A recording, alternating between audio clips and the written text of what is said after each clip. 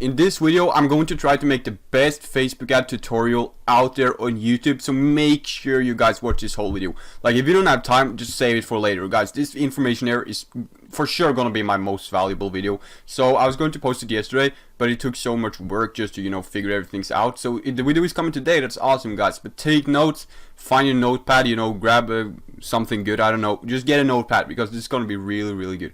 So thanks for 300 subscribers. That's awesome. Next is 500, and last video, free 30-minute consulting call giveaway winner is Eclix. He says solid, so yeah, you can't see it right now. But thank you, man. He's been commenting on a lot of videos, so I started noticing that. So make sure you message me. My Instagram will be here. And guys, if you have any questions, just my Instagram is still here. So let's just get straight into the video, guys, and I'll show you, like, this is my exact strategy. I'm not gonna hide anything, and this is laying the blueprint, and then yourself have to figure out a couple of things. But if you just follow this, you will be successful. Just make sure you're like able to test products and stuff like that.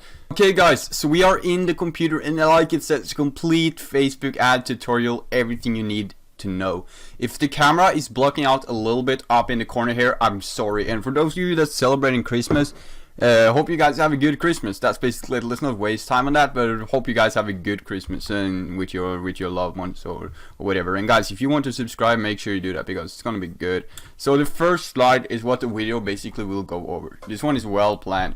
So we're gonna go over testing products, but we're not gonna go over it too much in detail because I already got a video on testing a product. The video is basically just a phase of how you go from, let's just say, 0 to 6 figures then in a month or whatever.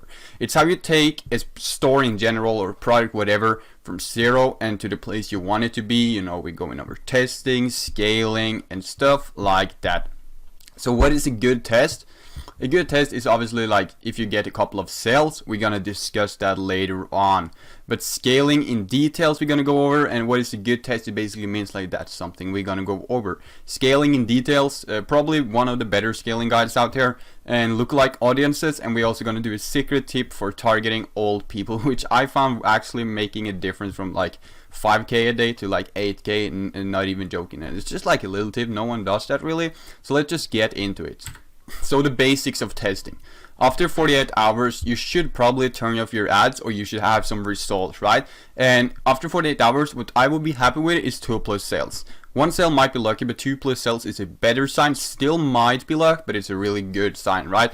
So if I just get 1 sale, I would go from 48 hours to 72, just to give it a little more time. So keep that in mind, guys. 1 sale, you give it another day. But if it's no more sales, then just cut it out. And a decent test for me, I honestly don't aim at this, but like what people define as a decent test is like 1 sale every 4th day. I think that's too slow, but that could be okay. So 1 sale, that means usually luck. You can see it over here. Usually luck on 1 sale. Don't care too much about it, and don't make 1 sale. Don't let 1 sale make you being stuck. Well, just keep running that. So not looking for new products. If you get 1 sale, shut it off or run it for 72 hours. 2 sales, good sign. Run it another day, maybe 2 days. You will see if you get 2 sales the 2nd day and you get 1 the 3rd, then let it run. Like for every day you get a sale, let it run for 1 more day. But if you get 3 sales, it's time to start scaling. The same goes for when you get 2 sales. If you get 2 sales, you should start adding a new ad set. That means add a new interest and delete interest, or delete 2. So you want to have multiple things working for you. If you have 3 sales, this is where we start to scaling. If you have 3 sales, your goal is to have multiple sales in 1 ad set. That's always the goal when scaling. 3 sales in 3 different ad sets, that's cool, it's really good. But if you have 2+ sales under 1 ad set, you're good to go. What you can do then, you could in theory increase the budget. We're gonna go into that later. And if you have 4 sales or more, that's a good test. No doubt the product is for sure gonna win. There is obviously possible that it's not gonna win. Chances are really high. So what will you be doing? How many ad copies do you test?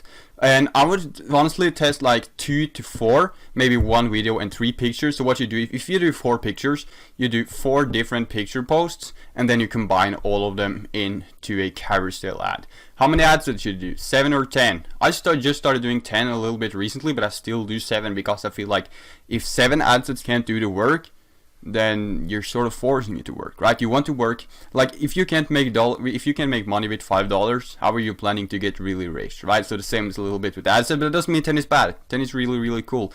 So budget is depending on the product. I'm gonna tell you guys, running $5 a day ads is cool until the product costs like $50. If I sell something for more than 50, I might, in most cases, not always, but in a lot of cases, I might, test it for $10 a day instead. And when it breaks $100, I might test it for $15, and you take it a little bit like on your own feeling, but the more it costs, the more you can test with. So only test on Instagram and Facebook feed. That doesn't mean stories are bad or anything like that, but you scale with that.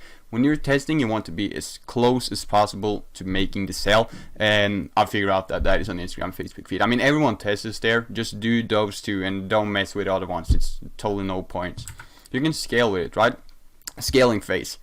So should you do broad? Should you do like really close to the audience? Because how Facebook's been lately is this, because this changes like twice a year or something, like the algorithm, not the algorithm, but like things changes, right? So broad wins for sure. Like this year, I haven't even been narrowing, like this is just the past month or two, like maybe the past 6 weeks. I used to narrow a lot, when I got my first sales after a test. I would start by narrowing down to like Instagram, Facebook, mobile phone, stuff like that, or maybe increasing the budget. But what's working really well on Facebook right now is just CBO stuff and broad stuff. So if you want to go big on Facebook now, stop testing 1 million size interest because you think it's close to what you're selling. Like stop aiming towards bad interest just because you think it's the genius idea. Go broad. Facebook will optimize. I talked about this in all my videos. Like if the interest is 1 billion in size, that's cool. Do you think you're going to reach the 1 billion? No. And after 12 hours, Facebook have already optimized to the most qualified percentage out of the 1 billion to buy for you. So why are you even scared of big interest? They are the best. They're easier to scale as well. Should you do CBO or not? Obviously not. Do CBO when you're testing. The goal when you're testing is to get 7 sales in one ad set, or 8. This depends on the situation. It's situational, but you sort of like get the layout here, right? So you want to have like 7 or 8 sales in each ad set when you're testing. That doesn't mean all of them, but you want to have, let's just say, 5 different ones. You're gonna add one, delete one every single day anyway. So if you have like 5 ad sets doing pretty decent, like the ROAS is like 3+, and you get like 7 sales in each of them, it's time to duplicate all of them and put it into CBO for $100 a day or $200, depending on the ad set. Each ad set should go for 50. So if you have one ad set into CBO, no one does that. You don't put one ad set to CBO. But if you, this lightning is so irritating. So don't put one ad set into CBO, but if you have one ad set that's working, that's $50. If you have 5, that's 5 times 50, that's 250. So let's say you have 5 good ad sets, that's a 250 CBO. If you have 10, that's a 501. If you have 3, that's $150 CBO. And don't be afraid of those CBOs, because people are afraid, with their 4 ads spending 200, but like it's qualified. If you get sample sales and the ROAS is like 3 or more, do it for the CBO. It doesn't matter. What are you going to lose? You're still profitable in most cases, so don't be afraid. One ad set, I would say, either you can do 40 as well, but one ad set means you add $40 or $50 to the CBO. So 5 ad sets, 250. Just do it like that. Don't be scared of it. Like if you can't really be scared. It's just 24 hours. Worst case, you might lose $200. That's okay. So how's Facebook been lately is what we're talking about right now, and we're down to narrowing the audience. This is, by the way, guys, this is what you do after testing a product, not late in the process. But narrowing the audience, it's still good. It still works, but don't go straight from a test and narrow a product. Let it run. Like Facebook right now is a milking game. It's like a cow. You gotta milk it. Just let things run. Give it some time. But I've been doing a lot of increasing of budgets lately, which people tell you like it's a 50-50. I've told you guys that a million times, but duplicating and increasing the budget, you can actually start doing it a little bit now. But that's situational. 3+ sales and a 3+ ROAS increase the budget, no doubt. So we go down to here. Don't narrow straight from the beginning now, because you need more data for it, and broad is what's winning on Facebook right now. Go broad. Give it time. Like, I know it will be really, really boring, to test something and just leave it running instead of, narrowing down to Instagram, stuff like that. But Facebook right now is broad. So increasing budget, this is vertical scaling, right? If you want to increase budget, it's obviously situational. But if I tell you what to do, you'll sort of figure out the situation on your product. 2 to 3+ sales, and this is, you gotta have more than 2 if you're gonna do this. 2 to 3+ sales and a ROAS of 3+, double the budget. 2 to 3+ sales with 5 ROAS, 3x the budget. Why increasing budget can be bad? That's just because sometimes it's a 50-50. Depends on the data, depends on the ROAS. If you have 4 sales and 8 in ROAS, it's gonna work to increase the budget, no doubt. If you have 10 sales and 5 in ROAS, it's gonna work to double the budget. If you have 2 sales and 2.9 or 3 in ROAS, might be hit or miss. So don't just get 1 sale and increase the budget. That's so stupid, right? So after the test, you should do this. Like I said, don't go straight to narrow. Leave stuff running. Don't cut out everything that haven't made a sale. I mean, if it reached like $15 in like 72 hours, it's probably time to kill it. But milk ad sets. Just like I said earlier, milk the ad sets. Like if it's a $5 day or a $10 day and it doesn't do good, it got 1 sale something, just milk it. Just give it time. So if you just add 1 and delete 1 daily, then you will find more stuff working for you. So let's just say you have 7 ad sets and your ad sets are like, let's say movies. Like you have Frozen, and then you have like Terminator, that's your interest, and then you have like Rocky 4 or Rocky 3. So you figure out that Rocky 3 is doing bad. So what you can do, you can delete Rocky 3 and you could add in, what's a famous movie? You could add in another movie basically, right? So you delete Rocky 3 and you add Christmas Office Party, the first thing I came up with, right? So add 1, delete 1. All about finding more stuff working for you. Because right now, Facebook is broad, the testing phase is longer than it used to. You don't go straight into scaling right now, you're testing for you're testing for longer basically. So milk everything instead of narrowing. And how you can milk, you leave ad sets running, but you also milk by just adding new things, making more small budgets working for you with more interests. If you're gonna do a CBO for 5 ad sets, it means you gotta have 5 interests. And who got 5 profitable interests after a test?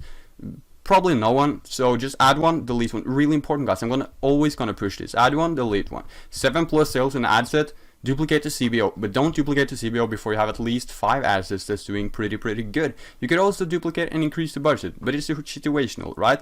Budget increase, do that slowly. Like I said back here, you can 3x the budget if this is a ROAS, that's okay.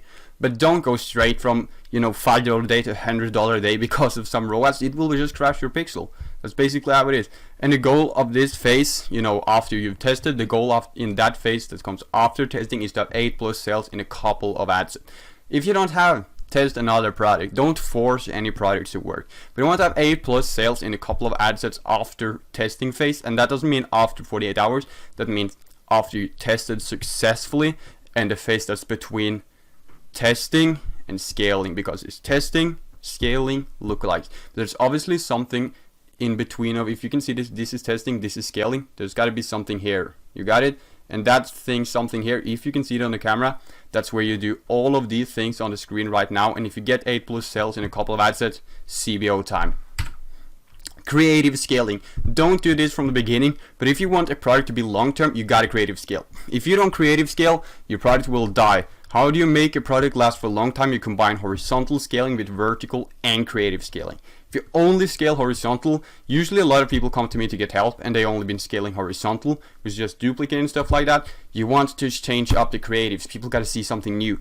Let me ask you, have you ever been in the situation where you see something in just a different way so many times that you just end up, going to it, you end up buying it or whatever? Like, let's just say, like, you kind of want to have AirPods and then Apple is constantly, giving you different pictures of it. Maybe you've seen Instagram, your friends, just all different pictures. So it's like you're always introducing your product in a new way. New thumbnails, new videos, new pictures. Maybe a lot of the people in the audience have already seen it. When you're constantly seeing something, it's something's in your subconscious minds that just clicks. So make them constantly see it with new ad creatives. So when you do this, when you do, creative scaling, duplicate your top assets into a new campaign and leave absolutely everything the same. You don't want to be scaling, increasing budgets and stuff like that. Just leave everything the same, but make sure you creative scale in another campaign. Just duplicate good assets into a new campaign and test out different thumbnails. You want to shorten down the video. If it's 30 seconds, you might, maybe instead of like shortening down from 30 seconds, you just cut the first 10 and get straight to the point instead of 5 seconds with bullshit. Maybe that works better because people make decisions like 1 second if they're gonna leave or not, and not just spit or something. Different pictures and videos. You want to be testing the most garbage pictures as well. Like you should test at least 20 different creatives because it truly makes a difference. And once you got like 4 or 5 different good creatives, you can like mix them up. 1 week you do that one week you do the next one. But I honestly like do all of them under the same asset, but that just lets people find something new, right? That's why when Christmas comes in, you might do a Christmas, a Christmas thumbnail or stuff like that. It does something with your customer's head. Test new pictures as well. Like, creative testing isn't all about videos and thumbnails, it's pictures as well. And your goal in this phase is just to get data. You're not going to be profitable by just creative scaling, but you want to figure out what pictures, what thumbnails can I put in my ad sets to make it way better, right? And then this combination. What you want to be doing after the creative scaling and the scaling phase is combination of everything. Maybe you've narrowed down the ages or stuff like that. You figured out which ages works, if it's Instagram or Facebook that generates your sales, or if it's, mobile phones or laptops. What you can do in this phase is you get your best creative, you duplicate the good ads, or a couple of them, you get your best creative, you put in the best video or the best thumbnail, whatever, your best creative, your best ages, because you already want to be testing some ages, the best ages, best creatives, best platforms, best devices, and you just go for like $50 a day on ad sets, and everything is combined, but don't combine too early. That's when it's crashing, your product is dead. So when you got everything narrowed down, you've done some CBO stuff, it's time to combine everything you learned from the data and get rid of all your bad ROAS in this phase. Because being profitable isn't always about pushing your budgets from $50 a day to $100 a day, it's getting rid of what's not working. If your overall campaign ROAS is 2, you most likely have ad sets that's destroying it, so you could actually in theory have 4 or 5, but you got bad ad sets, so it's time to get rid of them. Lookalikes. Don't test lookalikes, don't test products with lookalikes unless you have data in that niche. Do PPE retargeting to lookalikes, that's a beginner strategy. Don't do it. What's a lookalike audience? We want to start with that first because you guys need to know what it is. A lookalike audience is a percentage of people that looks like your previous customers or people that seen your content, add to carts, depends on which lookalike you're doing. So let's just say like the fuck, marry, kill game. If Facebook knows what you want to do with 2 different persons, or you know what you want to be doing with your 2 different persons, and it's a fuck, marry, kill, Facebook will figure out the last one for you. So maybe they like, Justin Bieber, Selena Gomez, and secretly they like Bill Gates. And you don't know they like Bill Gates, but you know the 2 other ones. Facebook will, this is a weird example, but Facebook will figure that out. They will pick a percentage of people that looks like previous add to carts, checkouts, or people like that. Lookalikes is powerful. If you do it too early, it's absolutely not powerful. Launch 1 to 10% lookalikes straight from the beginning just to figure out what works and do it in this order. You want to start with video views first, or whatever you're doing, view content, depends, picture, video, whatever, and then just go straight to add to cart and then initiate checkouts and then purchase. Don't even start with lookalikes before you have 100 purchases. I go straight into video views on 100 purchases, then I might do add to carts on 200. Maybe I do like 300 checkouts and 500 purchase. I don't really push purchase too early, but don't run lookalikes with pixel data. You want to upload your customer file. And I'm going to give you guys a tip on lookalike audiences that's so insane. Let's say I have a winner in the pet niche, and I had a winner. It reached 100 sales, and I started running lookalikes, and the lookalikes was good, and I managed to go from here to here to here to purchase. So if I have good purchase data on a lookalike in one specific niche, that's why dropshippers get rich, because they have been running purchase lookalikes in the dog niche earlier, or the pet niche, or then that's the same. Let's just say I've been running lookalikes in the dog niche, and I'm going to I can just test a cat niche product as well.